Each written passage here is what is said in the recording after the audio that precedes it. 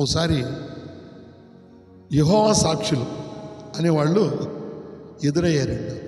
ఎదురై అన్నాడు, మీరు ప్రార్థనకి వెళ్తున్నారు కదా, ఈ ఎట్లా వెళ్తున్నారు, ఏంటి, ఎవరు, యేసు ప్రభు ఎవరు, అసలు దేవుడు ఎవరు అని వాళ్ళు కొన్ని విషయాలు నాతో వాగ్వాదం చేస్తుంటే నాకు తెలియదయ్యా, మా పాస్టర్ గారిని అడుగుతాను అని చెప్పాను.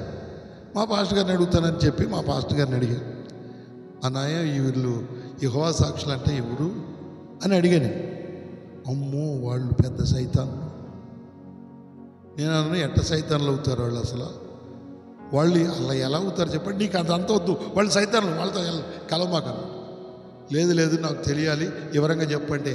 నేను చెప్పలే అన్నాడు. నేను అప్పుడు ప్రార్థన చేసి ప్రభువుని అడుగుతా ఉన్నా, ప్రభా వీళ్ళెవరు, అసలు వీళ్ళ పరిస్థితి ఏంటి, వీళ్ళు మంచిగా వాక్యాలు చూపిస్తున్నారు, తండ్రి తండ్రి తండ్రి యేసు ప్రభుని ప్రవక్తగా చెప్తున్నారు, కానీ వాళ్ళు తండ్రి తండ్రి తండ్రి అని బైబిల్ అంతా తిరిగేసి యేసు ప్రభుని పక్కన పెట్టేస్తున్నారు. ఆ యేసు ప్రభుని పక్కన పెడితే నాకు శాంతి రావట్లేదు. నేను కూడా చూస్తే యేసయ్యని మనసులోని తీసేస్తే శాంతి లేదు, సమాధానం లేదు, నెమ్మది లేదు. కానీ ఆ యేసయ్యని ఉంచుకుంటే నెమ్మది, శాంతి కలుగుతుంది. దాన్ని నా సొంత అనుభవం నేను చూసుకున్నా. అప్పుడు వాళ్ళు చెప్పిన మాటను బట్టి యేసు ప్రభు నేను తీసి పక్కన పెట్టాను. ఒక నెల రోజుల పాటు నాకు శాంతి కొద్దువైంది. అప్పుడు నేను ప్రార్థన చేస్తున్నాను కన్నీరు విడిచి. ఈ గ్రంథము కానీ, ఈ పరిస్థితులు కానీ, మనుషుల యొక్క స్థితిగతులు కానీ సంపూర్ణంగా ఎరిగిన వారు ఈ భూమి మీద ఎవరు లేరు, నాకు కూడా తెలియదు. కాబట్టి దీన్ని తెలిసిన వాడివి నువ్వే, దీని సంగతి గురించి నాకు తెలియజేయి, ఇది రాయించిన వాడు నువ్వే కదా, నిన్నే అడుగుతున్నానని నేను నెల రోజులు బాధపడ్డాను. ఎలా యేసయ్యని తీసి పక్కన పెడితే అనుభవించినటువంటి అనుభవాలు, కంట్రోల్ లేని ఆలోచనలు, ఏమండి, క్రమము లేని మాటలు, సరి అయిన మార్గంలో నడవనటువంటి విధానాలు, ఇవన్నీ నాకు తెలుస్తూ ఉంటే నాకు ఆశ్చర్యం వేసిందండి. అప్పుడు నేను కన్నీరు విడిచి ప్రార్థన చేసినప్పుడు ప్రభు అన్నాడు ఒక్క మాట. కన్నీరు విడిచి ప్రార్థన చేస్తుంటే స్వరం వినబడుతుంది. హెబ్రీ పత్రిక ఆ యొక్క 9వ అధ్యాయం, హెబ్రీ పత్రికలో 9వ అధ్యాయం 16వ వచనం చదువు అన్నాడు. స్వరం ద్వారా దేవుడు మాట్లాడు. స్వరం ద్వారా మాట్లాడినప్పుడు నాకు ఆశ్చర్యం వేసింది. ఏంటి దేవుడు, ఎవరు మాట్లాడుతున్నారని కళ్ళు తెరిచి చూస్తే ఎవరు లేరు మనుషులు. నేను ఏడుస్తూ ప్రార్థన చేస్తూ కన్నీరు విడుస్తూ అలా ప్రార్థన చేస్తున్నప్పుడు స్వరం వినపడుతుంది. ఏమనంటే హెబ్రీ పత్రిక 9వ అధ్యాయము 16వ వాక్యం చదువు అన్నాడు. అప్పుడు నేను గబగబా లెగిచి ఆ పత్రిక, హెబ్రీ పత్రిక 9వ అధ్యాయం 16వ వచనం చదువు. మరణ శాసనం ఎక్కడ ఉండునో, మరణ శాసనం ఎక్కడ ఉండునో అక్కడ మరణ శాసనము రాసిన వాని, అక్కడ మరణ శాసనము రాసిన వాని మరణము అవశ్యము. అతడు మరణించాలి, అతడు చనిపోవాలి. మరణ శాసనం రాసిన వాడు మరణించాలి. ఆ శాసనమును రాసిన వాడు మరణం పొందితేనే అది చెల్లును. అది రాసిన వాడు జీవించుచుండగా అది ఎప్పుడైనా చెల్లునా. ఇందుచేత మొదటి నిబంధన కూడా రక్తము లేకుండా ప్రతిష్ఠించబడలేదు. ధర్మశాస్త్ర ప్రకారం మోషే ప్రతి ఆజ్ఞను ప్రజలతో చెప్పిన తర్వాత ఆయన నీళ్లతోను రక్త వర్ణము గల గొర్రెబొచ్చుతోను హిస్సోపుతోను కోడెల యొక్కయు మేకల యొక్కయు రక్తమును తీసుకొని దేవుడు మీ కొరకు విధించిన నిబంధన రక్తము ఇదే అని చెప్పుచు గ్రంథం మీదను ప్రజలందరి మీద దాన్ని ప్రోక్షిస్తూ వచ్చాడంట. అదే విధముగా గుడారం మీదను సేవా పాత్రల మీదను ఆ రక్తము ప్రోక్షిస్తూ మొదట నిబంధన పూర్తి చేశారు. మరియు ధర్మశాస్త్ర చాలు గమనిస్తుంటే ఈ రీతిగా మొదటి నిబంధన కూడా రక్తము లేకుండా అది ప్రతిష్ఠించబడలేదు. ఎందుకంటే రక్తం అవసరమని ఉన్నది. ఎందుకంటే కోడెల రక్తమో, మేకల రక్తమో, ఎడ్ల రక్తమో అది అర్పించారు. అయితే ఇక్కడ మరణ శాసనం రాసిన వాని మరణం, ఆయన చనిపోవాలి, ఆయన రక్తం కార్చాలి, ఆయన చనిపోవాలి.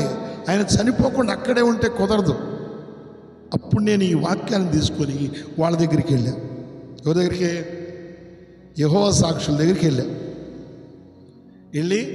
మీరు మంచి భక్తులని చెబుతున్నారు కదా, ఇదిగో మీ యొక్క పరిస్థితి ఏంటి, ఈ పరిస్థితి ఏంటి, ఈ వాక్యం నాకు చెప్పండి అన్న. అంటే నాకు కూడా తెలియదు, మాకు కూడా తెలియదు, మా హెడ్ ఆఫీస్కి రాస్తాం. మరి తెలియకుండా మీరు ఎలా ప్రకటిస్తూ ఉన్నారు అన్నప్పుడు ఆయన అన్నాడు, మేము ప్రకటిస్తున్నామండి, మాకు తెలియదు అన్నాడు. అయితే నేను మీ మాటలు విని నేను ఒక నెల 15 రోజుల పాటు యేసయ్యని పక్కన పెట్టాను. తండ్రి దేవుడు, తండ్రి దేవుడు, తండ్రి దేవుడు ఒకే దేవుడు, ఆయనకి ప్రతిగా ఎవరు లేరని చెప్పారు.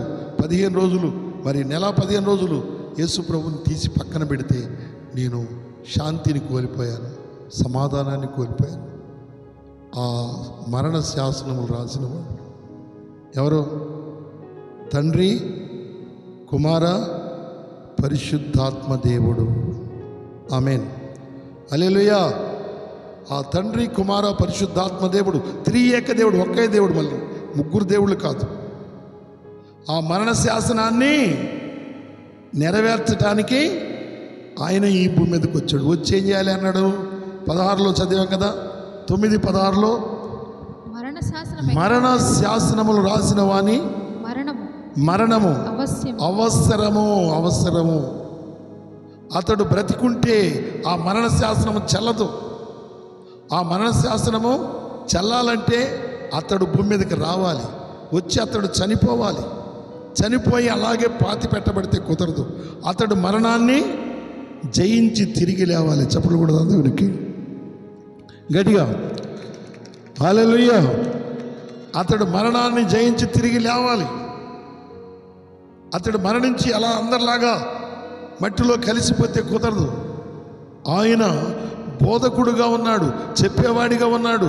ఆయన చెప్పిన శాసనము కొట్టివేయబడదు. ఒక్క మాట కానీ, సున్నా కానీ, పొల్లు కానీ ఏది కొట్టివేయబట్టడానికి వీల్లేదు. అన్ని అక్షరాలు నెరవేరుతాయి. భూమి ఆకాశాలైనా ఏమవుతాయి చెప్పండి? గతించిపోతాయి, కానీ దేవుని మాటల్లో నుండి సున్నా కానీ పొల్లు కానీ తప్పిపోదు. అందుకని ఆయన మరణ శాసనాన్ని ఎక్కడ ఆయన శాసించాడు అంటే ఆదాములతో చెప్పాడు దేవుడు.